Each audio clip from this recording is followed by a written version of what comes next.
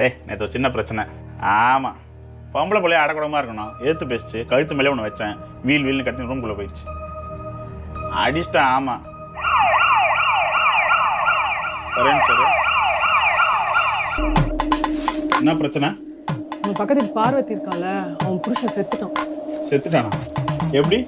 நேற்று நைட் அவன் கொண்டு இருக்கா. பொண்ணு இருக்காளா? ஏன்? ஏதோ 2 பேருக்குள்ள சண்டை வந்திருக்கு, கொண்டுட்டான். எப்படி கொண்டாலாம்? ஏதோ அம்மிக்கால தூக்கி மண்டையில போட்டு கொண்டு இருக்கா. அம்மிக்கலாம் ஆன்லைன்ல அமேசான் மூலமா ஆர்டர் பண்ணி வர வச்சு கொண்டு இருக்கா.